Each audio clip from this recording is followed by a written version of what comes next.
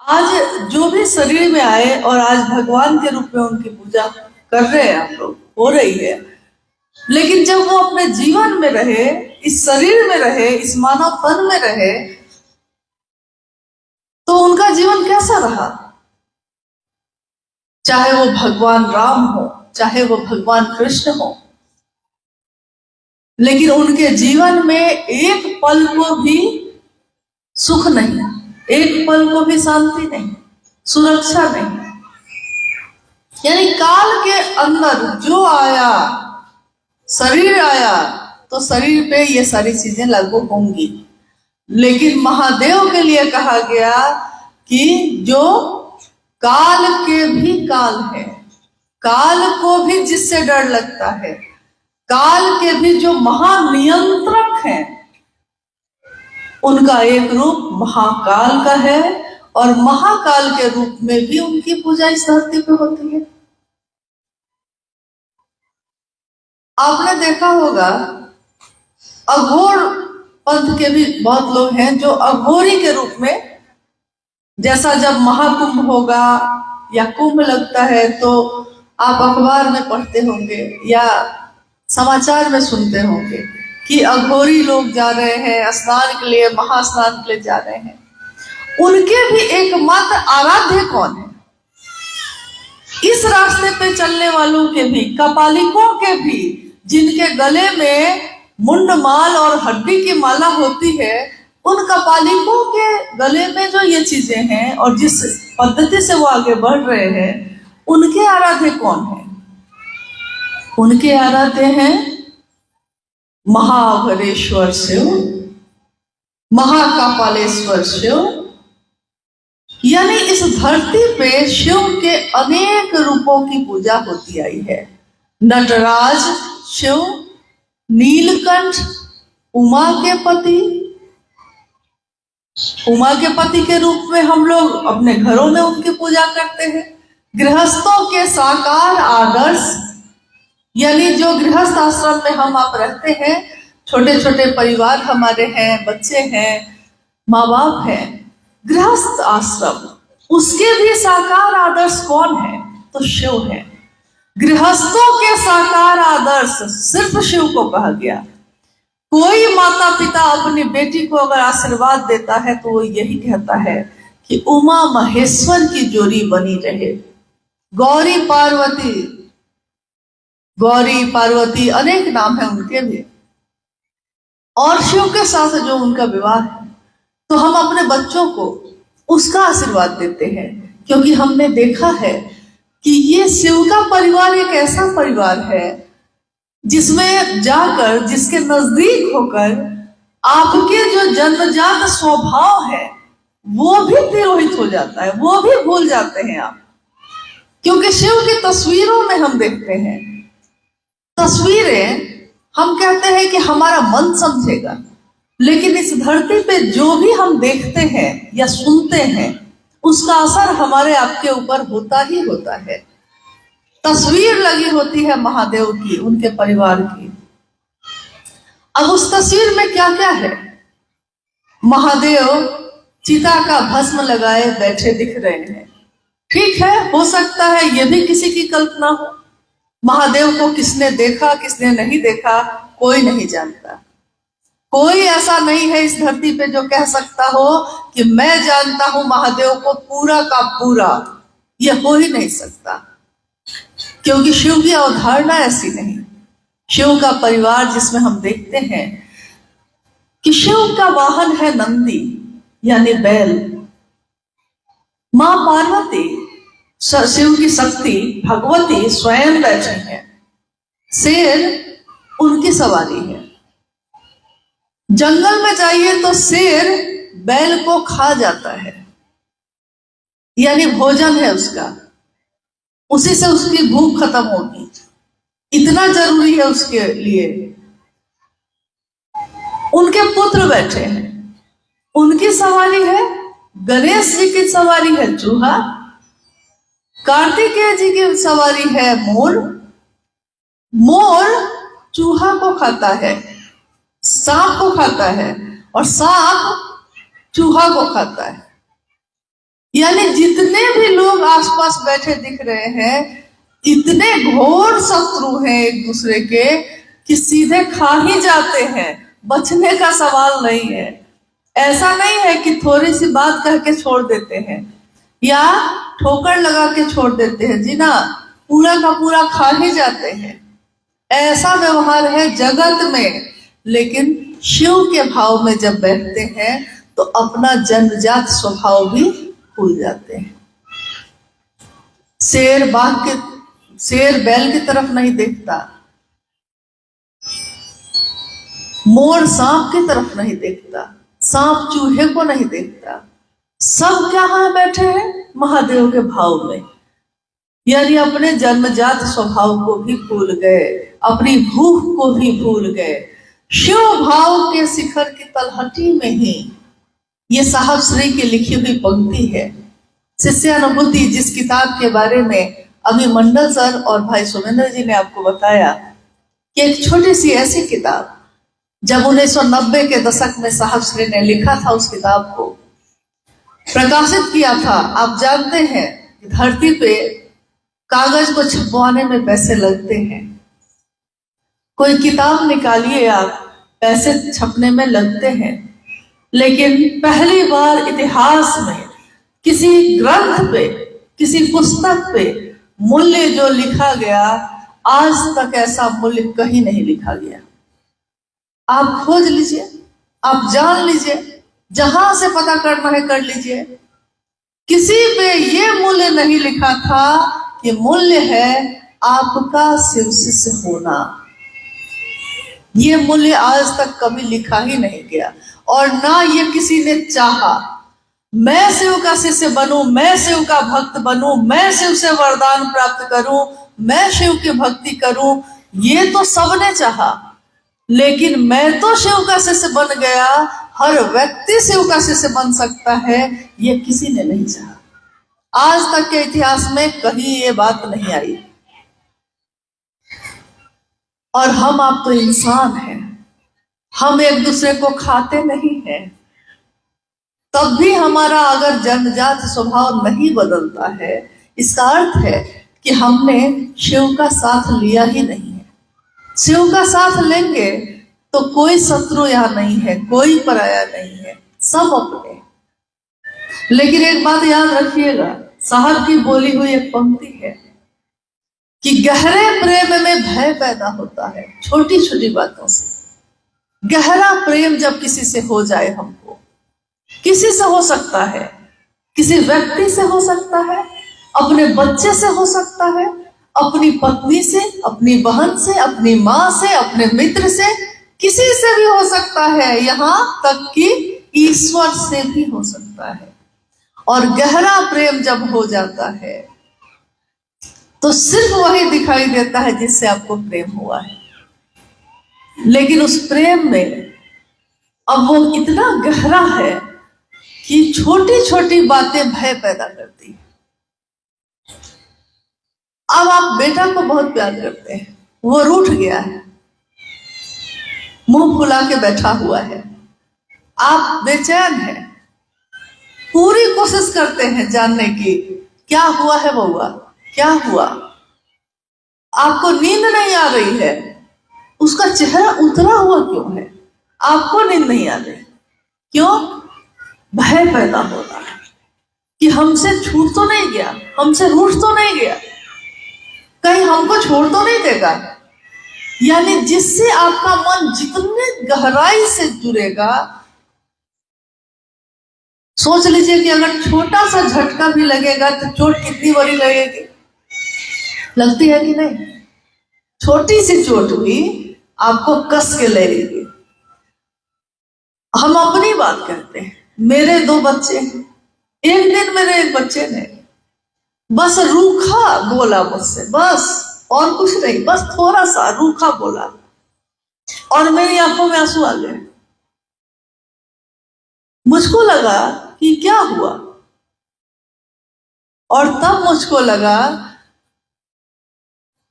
साहब के उस दर्द का थोड़ा सा अंदाजा हुआ कि साहब ने कहा कि इस धरती पे जो भी शिव का शिष्य है आज या आने वाले समय में जो बन रहा है, यहां तक कि उन्होंने कहा कि राजस्थान के मरुस्थल में भी, राजस्थान के रेगिस्तान में भी किसी ने जो मुझसे कभी मिला भी नहीं है और शायद इस जीवन में मिलेगा भी नहीं, उसने भी अगर शिव को अपना गुरु कहा है, उसने अगर कहा है कि शिव मेरे गुरु है, तो वो मेरे कलेजे का टुकड़ा है। तो उस क्षण में मुझको ये लगा कि जो उनके कलेजे के टुकड़े हैं, हम सभी शिव के शिष्य, हमारा छोटा से छोटा ऐसा कृत्य, ऐसा काम, ऐसी बोली जो शिव की तरफ चलने से किसी को विमुख कर सकता है, हटा सकता है, सोचिए उनके कलेजे पे कितनी चोट लगती होगी आज भी। क्योंकि शरीर मरता है, वो दिव्यात्मा नहीं, वो शिव का अंश नहीं। हम गाते हैं मरणशील काया है, लेकिन ये आत्मा नहीं मरती, कभी नहीं। जो शिव की ऊर्जा लेके आया है उसका मरण हो ही नहीं सकता, और वो जीवंत है आज हम सबों के बीच, आपके दिल में, मेरे दिल में, हर दिल में शिव के साथ धड़कते हैं साहब भी और दीदी भी। तो हमारा छोटा से छोटा कृत्य उनको कैसे चोट पहुंचाता है, क्योंकि उन्होंने अपने शिव के कारण हम सभी से गहरा प्रेम किया है। इतनी परवाह की, इतनी परवाह की कि जितनी किसी ने नहीं किया आज तक। हमारे जीवन में बहुत लोग हैं, कोई हमको प्यार करता है, कोई नहीं करता, क्योंकि सारे के सारे लोग आपको प्यार करें ये इस जगत में नहीं हो सकता। लेकिन साहब ने कोई शर्त नहीं रखी, क्योंकि प्यार में कोई शर्त नहीं होती। उन्होंने कभी शर्त नहीं रखी कि तुम ऐसा बन के आओगे तब हम तुमको मानेंगे, तुम मेरे लिए इतना करोगे तब हम तुमको प्यार करेंगे। उन्होंने तो बस एक ही बात कही, तुम शिव के लिए करोगे, तुम शिव का नाम लोगे और तुम मेरे कलेजे का टुकड़ा होगे। इतना गहरा प्रेम। इसलिए हम सभी शिव शिष्यों को हमारे गुरु की बात कैसे बढ़े, इस पे बात करना है, आगे बढ़ना है। लेकिन कौन क्या करता है, क्या नहीं करता है, दिन रात ये अगर हम करते रह गए तो हमारा मन धीरे धीरे गड्ढे की तरफ चलता चला जाएगा, और मुख्य जो रास्ता है जो साहब ने बनाया है, शिव शिष्यता का राजमार्ग, हम सभी उस रास्ते से भटक जाएंगे। एक बार जो भटक गए तो साहब की वो वाणी मुझको याद आती है, जो उस समय पटना में साहब रहते थे। 4A/60 क्वार्टर नंबर था, बोरिंग रोड में। शाम की चर्चा चल रही थी। साहब ने कहा, शिव की शिष्यता जो आज आपने पाई है, अगर इस जन्म में खो दिया फिर कभी नहीं पा पाइएगा, कभी नहीं पाइएगा। क्योंकि अगर अमूल्य निधि आपने पाई है और आपने अपने ही कृत्य से उसको पानी में डाल दिया, आपको हीरा मिला और आपने कंकड़ समझकर उसको नदी में फेंक दिया, तो पहले इस बात का एहसास तो हो जाए कि हमको मिला क्या, क्या बेशकीमती शिव की शिष्यता हमको आपको मिली, और क्या हमारे कुछ कहने से या करने से वो खो सकती है। क्योंकि गहरा प्रेम है, ये भय पैदा करेगा, और जितना करेगा उतना हम सावधान होंगे। हम अपने बात से किसी को चोट नहीं पहुंचाएंगे, हम किसी के लिए दो तरह का नहीं कर सकते, क्योंकि साहब दीदी ने नहीं किया, महादेव ने नहीं किया, तो महादेव के लोग कैसे करेंगे। अब हम शिव की अवधारणा की बात करते हैं, जो जगत में है, जिसके बारे में हम लोगों ने अभी बात की कि शिव के अनेक स्वरूप हैं। शिव की अवधारणा पे साहब ने जब भी कहा, उन्होंने कहा कि शिव को जानना, शिव तत्व को जानना ऐसा ही है जैसे एक घटना में 3 अंधे जा रहे थे, जिनकी आंखें नहीं थी, जो आंखों से देख नहीं सकते थे। 3 अंधे, आंखों से अंधे रास्ते पे जा रहे हैं। सामने से एक हाथी आ रहा है। सरायकेला के लोगों ने हाथी तो जरूर देखा होगा क्योंकि साहब ने भी देखा था यहाँ चांडिल में आए थे साहब, चांडिल के गुरु भाई गुरुवन है। चांडिल में जो गेस्ट हाउस है, उस समय कहीं बाहर हम गए हुए थे, कहीं और गए थे शिव चर्चा में। तो अचानक साहब से वार्तालाप हुई फोन पे, तो उन्होंने कहा कि आप उधर गई हैं, अब मैं चला चांडिल घूमने जा रहा हूँ, गुरु भाई गुरुवानों से मिलूंगा, चला आऊंगा। और वो चले आए चांडिल, और चांडिल में जब गेस्ट हाउस में रुके तो उसकी हालत एकदम खस्ता थी। गेस्ट हाउस की बाथरूम का दरवाजा भी टूटा हुआ, जगह जगह से ये, लेकिन तब भी अब साहब आ गए तो गुरु भाई गुरुवानों ने वहां व्यवस्था की। एक दिन रह गए, दूसरे दिन लौटे साहब। जब लौटे तो सारी कहानी पता चली। पता चला कि बाथरूम में जाइए तो सांप दिखाई दे रहा है, और सोने जाइए तो सिर्फ हाथी की चिंगार सुनाई दे रही है। तो नींद भी नहीं आई, और दूसरे दिन वो लौट गए। तो मैंने उनको कहा, हमको छोड़ के जाइएगा तो यही होगा। देखिए, खैर ये तो प्रेम अधिकार ले आता है, और कोई बात नहीं। जब किसी से प्रेम हो तो बच्चे उससे अधिकार से बात करने लगते हैं, जैसा साहब शिव से करते हैं वैसे ही। तो हम बात कर रहे थे अवधारणा पे। साहब ने कहा कि वो 3 अंधे हैं, आंखों से दिखाई नहीं देता उनको, सामने से हाथी आ रहा है। तो जो आंखों से अंधा है वो हाथी के एक के सामने हाथी का पांव आता है, तो वो आंखों से तो अंधा है, अब तो हाथ से छू के बताएगा ना कि कैसा है। तो किसी ने कहा ये हाथी की आवाज है। तो तीनों ने कहा कि हाथी कैसा होता है, हम लोग को आंख तो है नहीं, हम लोग देख नहीं पाए, छू के देखते हैं कैसा है। तो एक ने छुआ किसको, पांव को, हाथी के पांव को पकड़ लिया। दूसरे ने हाथी के सूंड को पकड़ लिया, और तीसरे ने हाथी के कान को। तो पहला बोला हाथी कैसा है, खंभे के जैसा है। हाथी कैसा है, खंभा के जैसा है, क्योंकि उसको वही मिला तो खंभा है। दूसरा बोला हाथी बहुत लचीला और मुलायम है, क्योंकि सूंड पकड़े हुए था वो, और इसमें ना शंकु जैसा है, मतलब इसमें अंदर से खोखला है। हाथी कैसा है, तो ऐसा है। और तीसरे ने हाथी का कान पकड़ा, तो उसने कहा हाथी पंखा के जैसा है, क्योंकि हाँ वो पंखा के जैसे हिल रहा है। तीनों झूठ नहीं बोल रहे थे, तीनों सच बोल रहे थे, लेकिन पूरा सच नहीं था ये। साहब ने यही कहा कि इस धरती के लोगों ने, दुनिया के लोगों ने शिव को जैसा समझा, शिव उसको वैसे मिले, लेकिन उसने शिव को उतना जाना जितना उसके पकड़ में शिव आए। तो किसी के पकड़ में महाकाल आए, किसी के महामृत्युंजय आए, किसी के महावैद्यनाथ आए, और किसी के पकड़ में जगत गुरु शिव स्वयं आए।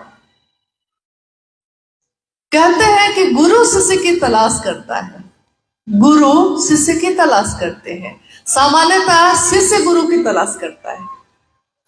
लौकिक जीवन में हम लोग के जो विद्यार्थी होता है वो अच्छा मास्टर मिले इसकी तलाश करता है, लेकिन पारलौकिक दुनिया में, आध्यात्म की दुनिया में गुरु ही शिष्य की तलाश करते हैं। ये सारी घटना जो आपने अभी सुनी मंडल सर से, शिव शिष्यता की पृष्ठभूमि, व्याप्ति, प्रयोजन। पृष्ठभूमि मतलब जो आज ये चीज दिख रही है, आज जो ये माइक दिख रहा है, इस माइक को बनने में क्या क्या लगा, इसमें कैसे बना, ये इसकी पृष्ठभूमि हो गई। व्याप्ति यानी आज जो ये दिख रहा है, और इस माइक का उद्देश्य क्या है, यानी इसके द्वारा ज्यादा से ज्यादा लोगों तक बात पहुंचाई जा सकती है। शिव की शिष्यता की पृष्ठभूमि में साहब श्री का जीवन, शिव के शिष्य हरिंद्रानंद साहब जी का जीवन, उसकी सारी घटनाएं हैं।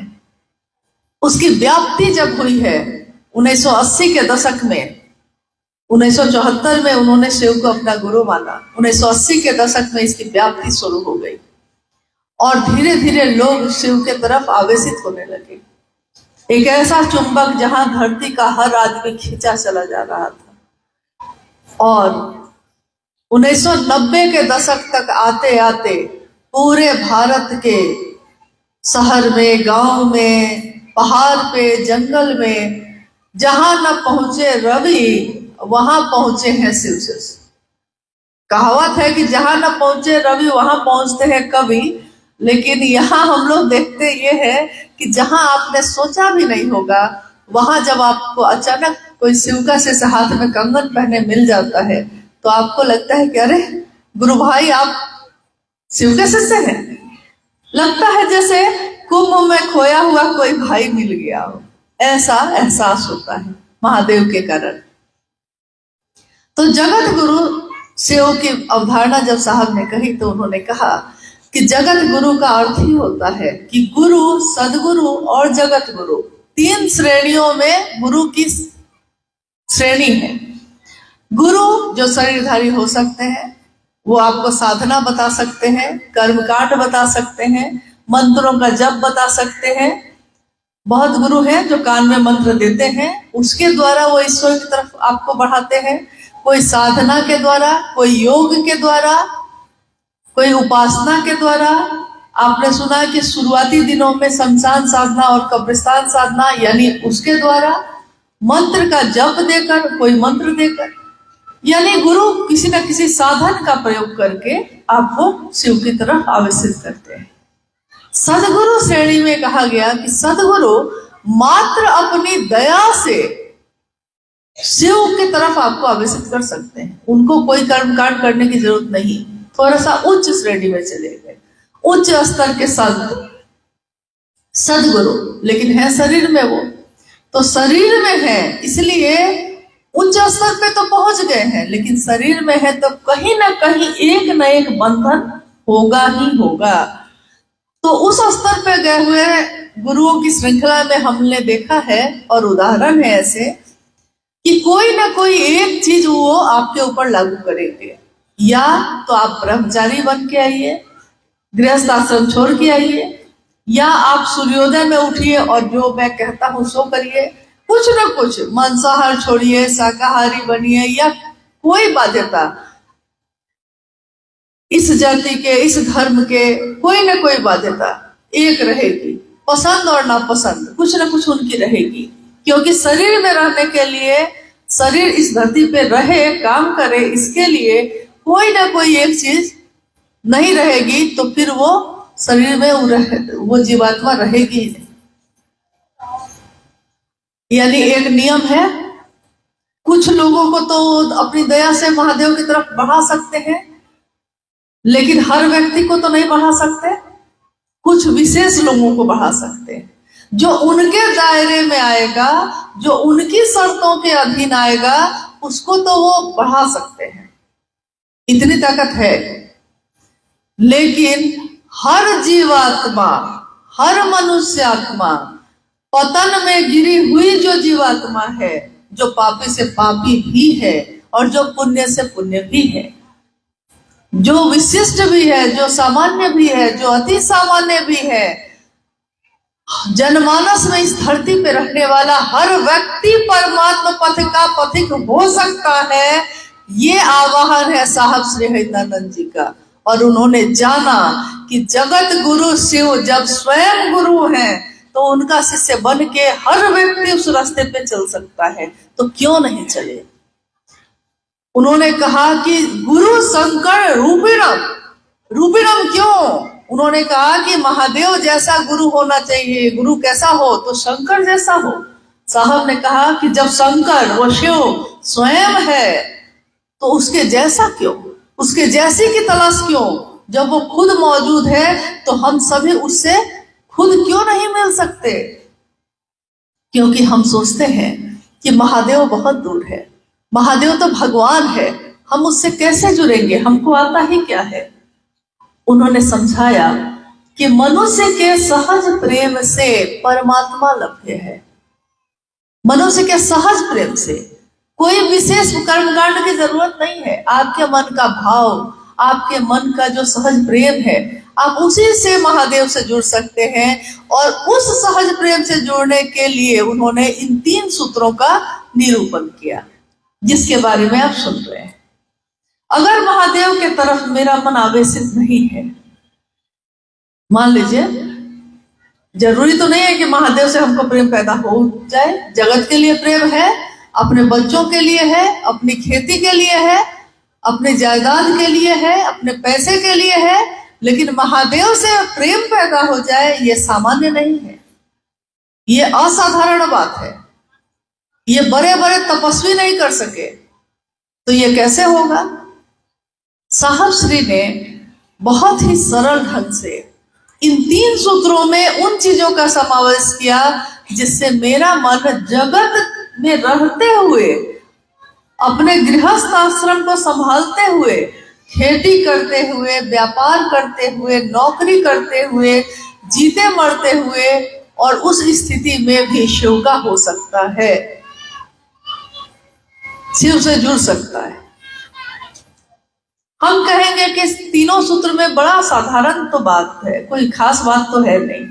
जब हम सुनते हैं 3 सूत्र मतलब, तो हम कहते हैं कि बस दया मांगनी है, चर्चा करना है और नमन करना है, बस 3 ही चीज तो करनी है। तो जिसको हम कहते हैं कि वो भी समझता है कि अच्छा दया, चर्चा, नमन, बस ना, और कुछ नहीं ना, बस तो ऐसे कहता है जैसे उसको लगता है कि ये तो हम कर ही लेंगे। लेकिन जब वो करने लगता है तब उसको लगता है कि ये इतना आसान नहीं है। महादेव की दया के आश्रय में चले जाना आसान है ये, क्योंकि जब तक हमारी एक उंगली भी काम करती रहती है हम दूसरे का सहारा नहीं लेते हैं। वास्तविकता यही है। भले हम बोली में बोलते हैं, लेकिन अगर एक पैर भी मेरा काम करता रहेगा, दूसरा सहारा देने आएगा, हम उसका सहारा नहीं लेते हैं। अगर थोड़ा भी मेरा दिमाग काम करता रहे तो हम दूसरे के सहारे नहीं होते हैं। तिनके का सहारा भी जिस दिन खत्म हो जाता है तब सचमुच में मन मेरा शिव की दया के आश्रय में जाता है। जैसा आपने घटना सुनी अभी, अब आप कितने ध्यान से सुन रहे थे ये तो मुझको नहीं मालूम, क्योंकि कोई अच्छी से अच्छी बात भी कही जाए और आपका मन अगर यहाँ नहीं हो, देखिए मन का क्या खेला है, सब मन और भाव का ही खेला है। मन यहाँ नहीं हो, शरीर से आप यहीं बैठे हैं, लेकिन मन अगर आपका यहाँ नहीं है तो आपके मन में वो बात जाएगी ही नहीं, आपने सुना ही नहीं। ऐसा होता है कितनी बार, कोई आपसे सामने बैठ के बात कर रहा है और थोड़ी देर बाद आप कहते हैं कि क्या कह रहे थे आप, मेरा ध्यान कहीं और चला गया था।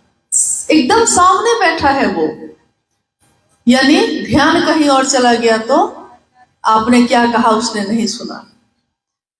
तो यही है, तीनों सूत्रों में शिव की दया के आश्रय में चले जाना इतना आसान नहीं है। लेकिन अगर बार बार बार बार इसी बात को हम कहते रहे तो कहते हैं कि झूठ भी कहते कहते एक दिन सांच बन जाता है, सच बन जाता है।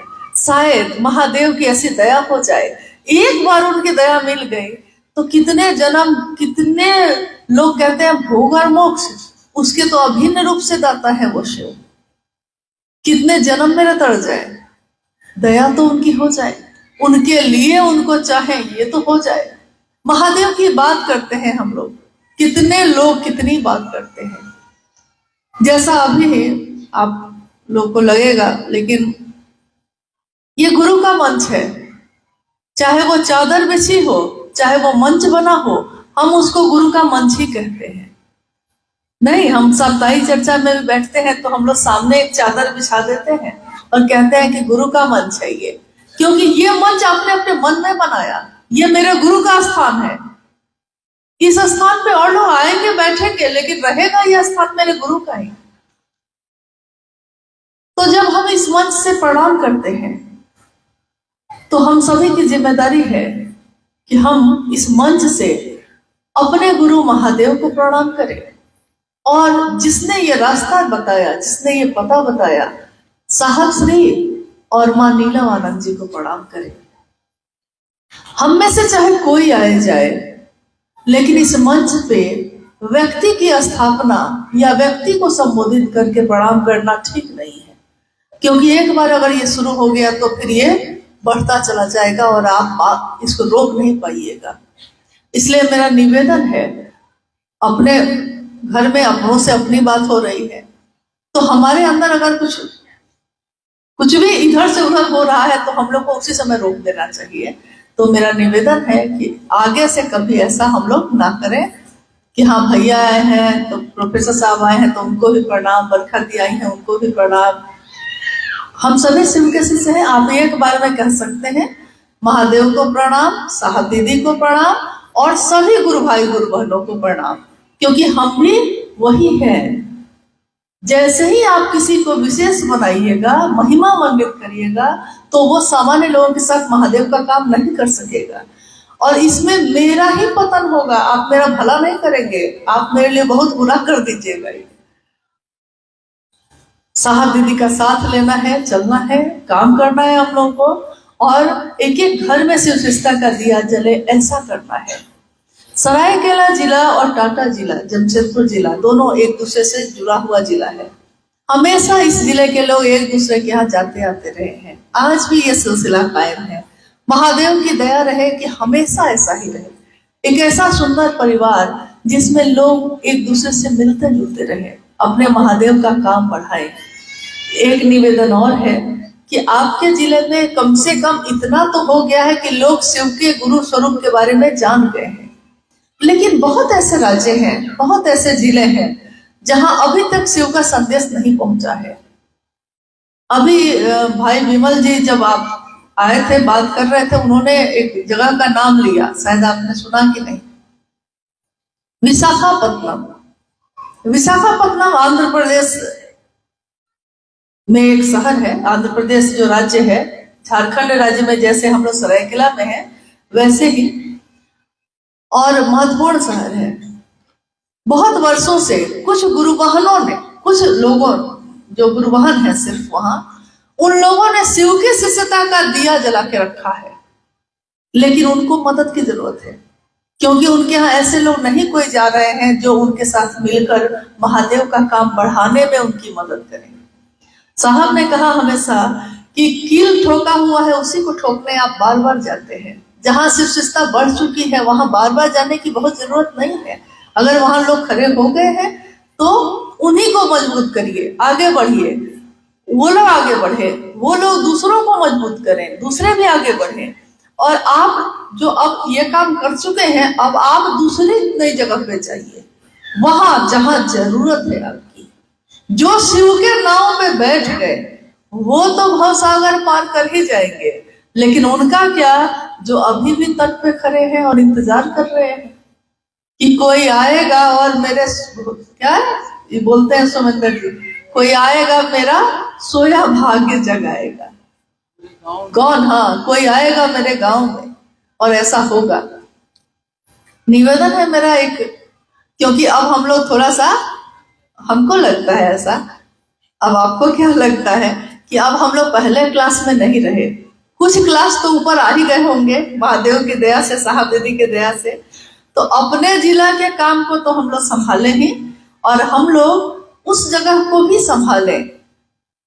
ये लोग जा रहे हैं, आपके जिला के कुछ लोग जाते रहे हैं, विमल जी, सुषमा जी जाते रहे हैं। मेरा निवेदन है कि आप में से कुछ और लोग भी इस काम को अगर कर सकते हैं तो जो मदद हम लोग की भी हो सकेगी हम लोग करेंगे, ताकि उस जगह पे महादेव का दिया जले, महादेव का झंडा बुलंद हो, उन लोगों को मदद मिले। अगर आप में से कोई जा सके, आपस में टीम बना के, ग्रुप बना के, हर जगह के लोग नई नई जगहों पे जाते हैं, क्योंकि गुरु का काम यह है कि हम उसके दिल में जलाएं जिसके दिल में नहीं जला है। जिसके दिल में जला है वो अपने दिया में तेल डाल लेगा, लेकिन वो नहीं जो जुड़ा ही नहीं है अभी। तो ये एक आग्रह है, ये एक निवेदन है, इस पे आप लोग गौर करिएगा।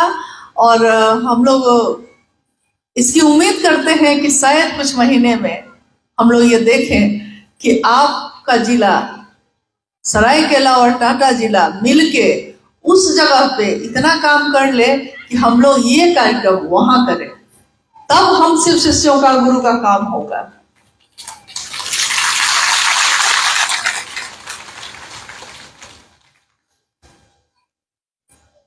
ताली बजाने का दो कारण होता है, एक तो सामने जो बोल रहा है उसको चुप कराना है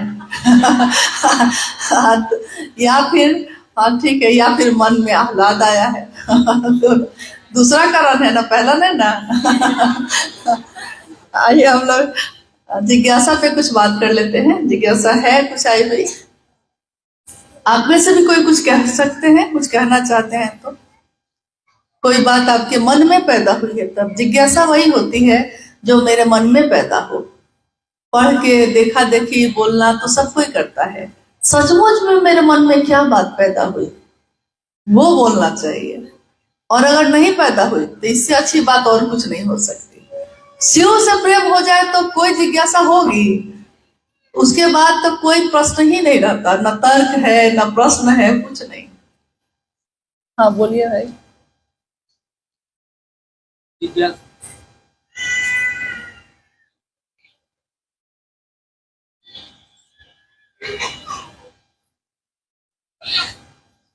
समय थोड़ा ज्यादा हुआ है तो जैसा मंडल सर ने कहा कि भूख लग गई होगी आप लोगों को, तो हम लोग को भी लगी है, लेकिन बहुत मुश्किल से एक बैठक का आयोजन हो पाता है और इसमें काफी मेहनत आप लोगों की लगती है। तो इसके लिए अगर आधा घंटा आगे बढ़ रहा है तो कोई दिक्कत तो नहीं है। हाँ जिज्ञासा है, अध्यात्म क्या है, इसके संदर्भ में कृपया बताया जाए। अध्यात्म क्या है? अध्यात्म क्या है, जैसे हम लोग सुनते हैं ना अपने यहाँ कि धर्म, बहुत तरह के धर्म, कोई कहता है हिंदू एक धर्म है, मुस्लिम एक धर्म है, सिख एक धर्म है, लेकिन जैसे ही हम कहते हैं अध्यात्म तो अध्यात्म का अर्थ ही होता है कि ये अब जाति और धर्म की बात नहीं हो रही है। इसीलिए शिव की शिष्यता के लिए साहब ने कहा कि शिव की शिष्यता जाति धर्म संप्रदाय वर्ण लिंग से परे है। यानी ये सारी चीजों से ऊपर जाकर कोई चीज अगर आपको मिली है तो वो है शिव की शिष्यता, यानी आध्यात्म की दुनिया में आपने कदम रखा है। अध्यात्म का शब्द आते ही, ये इसका अर्थ आते ही, इसका अर्थ होता है अपने आप को जानना। आपके अंदर जो एक अंश है, एक ऊर्जा है शिव का, उसको जानना, उसकी खोज। मैं कौन हूं, कहां से आया हूं, कहां जाऊंगा, क्यों आया हूं। साहब ने कहा कि जो शिव की ऊर्जा है वो जब किसी मनुष्य में उतरती है, उसी ऊर्जा को हम मनुष्य आत्मा कहते हैं।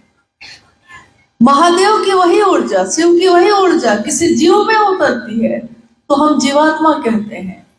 और शिव की वही ऊर्जा जो परम ऊर्जा में है उसको हम कहते हैं परमात्मा। ये अलग नहीं है, जैसे बिजली अलग नहीं है। नदी में बिजली पैदा हुई है वो भी बिजली है, ट्रांसफार्मर में जो बिजली आई है वो भी बिजली है, पतले पतले तारों में जो गुजरी है वो भी बिजली है। ये है सब बिजली ही, लेकिन मात्रा, पावर अलग अलग है, ताकत अलग अलग है। पतले से तार की बिजली में अगर आपका हाथ सट जाए, हो सकता है आप जीवित बच जाइए, झटका लग जाए और आप जीवित बच जाइए। लेकिन अगर ट्रांसफार्मर के नीचे खड़े हैं और 440 वोल्ट गुजरा है और वो तार टूट के गिर जाए, तब क्या होगा? तब तो बचने का कोई चांस नहीं। और जहां बिजली पैदा ही हो रही है वहां तो कुछ बचेगा ही नहीं, जा ही नहीं पाइएगा, बचेगा ही नहीं कुछ। यानी ऊर्जा वही है, परम सत्ता में है तो परमात्मा, और मनुष्य में आई है तो मनुष्य आत्मा। अध्यात्म का अर्थ होता है उसको जानना जो आपके अंदर है। साहब ने कहा कि ये बताइए, एक गुरु भाई ने पूछा उनसे कि हम कौन है, मतलब ये जो मैं है, ये जो बात हो रही है, ये है कौन? तो साहब ने कहा कि ये बताओ, तुम्हारे दोनों हाथ काट दिए जाए और नए हाथ लगा दिए जाए, तब भी तुम रहोगे कि नहीं? तो बोला वो गुरु भाई, हाँ हम रहेंगे। फिर साहब ने कहा कि आंखें अंधी हो जाएं और कोई दान कर दे आंख का और ऑपरेशन करके आंख लगा दी जाए तुमको। अब दूसरे की आंख है ना तुम्हारे आंख में, लेकिन तब भी तुम रहोगे कि नहीं?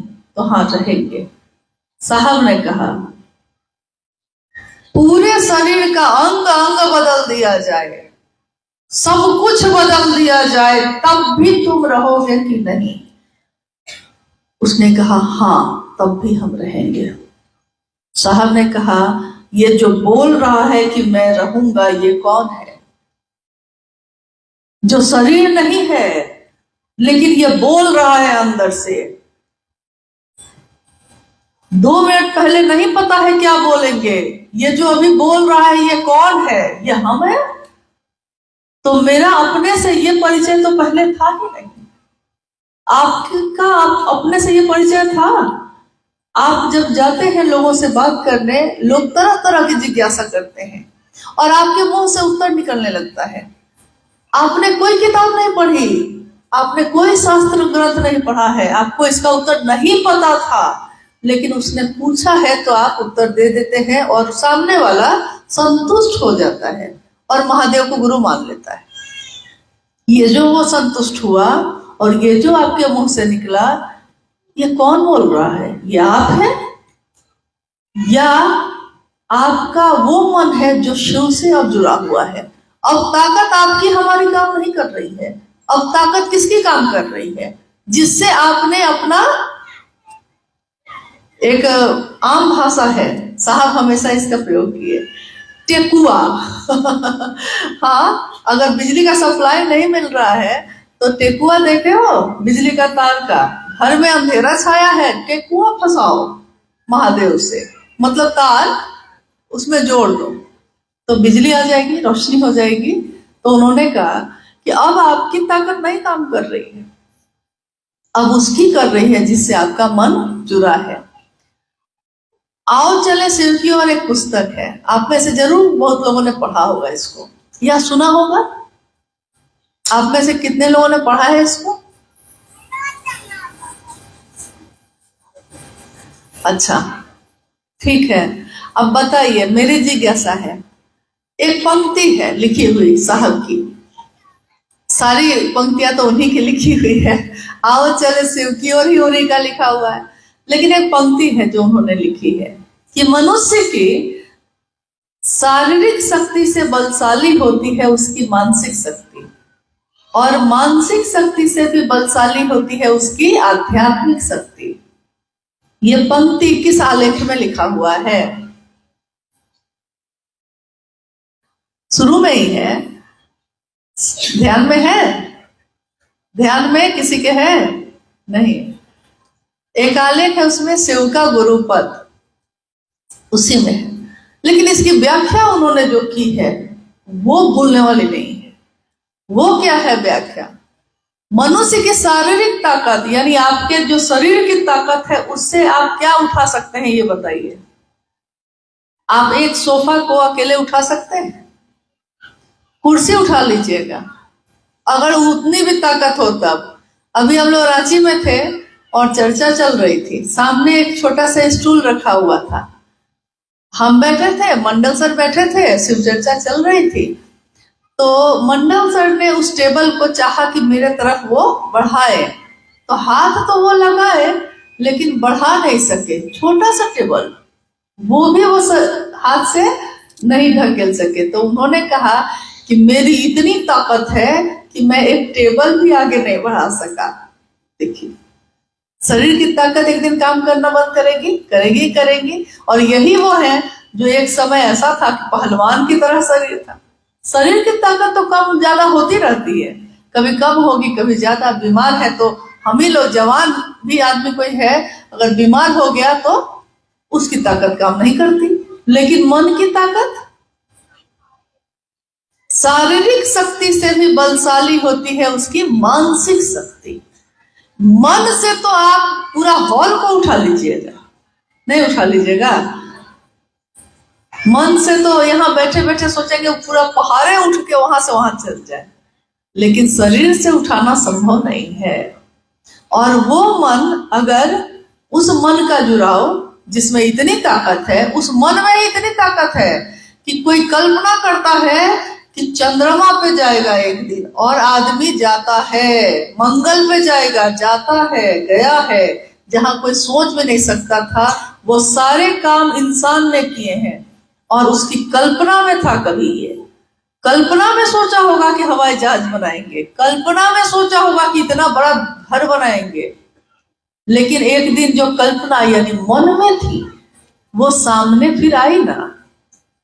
मन में ताकत तो है, बहुत ताकत है, लेकिन उस मन का जुड़ाव अगर शिव से हो जाए, आध्यात्म जिस पे हम लोग बात कर रहे हैं, आध्यात्मिक हो जाए, तो मन मानसिक शक्ति से भी बलशाली है आपकी आध्यात्मिक शक्ति। अब जो है, अब सोच लीजिए कि आपका मन जिससे जुड़ा है, अब आपके मन की ताकत उसके जैसी है। क्या हम लोग कभी सोचते हैं, साहब श्री हरिंद्रानंद जी एक शरीर में आए, दुबले पतले, सामान्य जीवन जीते हुए, लेकिन उनकी मानसिक शक्ति का अंदाजा लगा लीजिए, उनकी सोच में की ताकत का अंदाजा लगा लीजिए, उनकी सोच में क्या ताकत है, उनकी मानसिक ऊर्जा का क्या ताकत है। कल शाम में हम लोग कुछ गुरु भाई लोग थे जो बैठे थे, तो मेंटल फोर्स की बात हो रही थी, मानसिक ताकत की क्या बात हो रही थी। जिसकी मानसिक शक्ति एक दुबले पतले शरीर में रहते हुए इतनी है कि वो चाहे तो मौसम बदल देता है, वो चाहे तो आप क्या करेंगे अपने जगह पे, इसका नियंत्रण उनके पास है। ये अनुभूति है हम लोगों की। हम लोगों ने सोचा कुछ, उन्होंने करवाया कुछ। यानी मानसिक शक्ति इतनी बलशाली कैसे हुई? क्योंकि वो आध्यात्मिक शक्ति से जुड़ी हुई है, तो उसकी अपनी एक ताकत है। और जब आध्यात्मिक शक्ति इतनी बलशाली होती है, आध्यात्मिक तो छोड़िए ना, मानसिक का एक उदाहरण साहब ने दिया था उस समय, मानसिक उदाहरण, मानसिक ताकत का। एक घर में एक व्यक्ति जो लकवा मार गया था उसको, और 4-5 साल पहले लकवा मारा था, अपने घर में खाट पे वो बेचारा पड़ा रहता था, क्योंकि उसका शरीर हिल भी नहीं सकता था। लोग उसको खाना खिला देते थे खटिया पे आके, और सारे काम उसके कोई ना कोई, किसी न किसी पे आश्रित रहना पड़ता था। एक दिन गांव में आग लग गई। कभी कभी गांव में आग लगती है तो जैसे झारखंड या छत्तीसगढ़ ये सब के जो गांव है, तो उसमें बहुत सट के घर नहीं बना हुआ है, एक घर यहाँ है तो दूसरा घर वहां है, बहुत नजदीक नहीं बना हुआ है। लेकिन आप बिहार चले जाइए, उत्तर प्रदेश चले जाइए, तो वहां एक ही दीवार में 2-2 घर बना हुआ है, इतना नजदीक है। तो अगर एक घर में आग लगेगी तो एक साथ 10 घर में आग लग जाती है। तो आग लगी गांव में, और धीरे धीरे आग वो फैलती चली गई। जब आग लगी तो सब अपने प्राण बचाने के लिए भागे। स्वाभाविक है वो भी भागेगा, लेकिन वो भागेगा कैसे? क्योंकि उसका शरीर तो हिल भी नहीं सकता था। घर के लोगों को याद भी नहीं रहा, आग इतनी तेजी से फैली कि घर के लोग अपना प्राण बचाने के लिए भागे। किसी को होश नहीं रहा कि वो व्यक्ति जो खाट पे पड़ा है वो तो असहाय है। लोगों ने देखा, गांव के लोगों ने देखा कि जो 4 सालों से हिला भी नहीं था वो भागा जा रहा था, क्योंकि वो समझ गया कि कोई मेरी सहायता नहीं करेगा। जब तक कोई करता रहा वो निर्भर रहा, और जिस समय उसको लग गया कि कोई मेरी मदद नहीं करेगा, उसने मतलब जो उसके आराध्य थे उसने उसको पुकारा, और मानसिक ताकत उसकी इतनी मजबूत हुई कि उसका शरीर जो लकवा मारे हुए था 4 साल से, हिल नहीं रहा था, खड़ा हुआ और दौड़ गया। मन के हारे हार है, मन के जीते जीत। मन अगर मजबूत है तो आपके शरीर पे उसका असर पड़ता है। इसीलिए शिव के चर्चा में जाने पे हमारी बीमारियां ठीक हो जाती है। तबीयत खराब है, घर में पड़े हुए हैं, कोई जबरदस्ती आके बुला के ले जाता है, और जब लेकर चला जाता है तो वहां जाके हम लोग एकदम ठीक हो जाते हैं।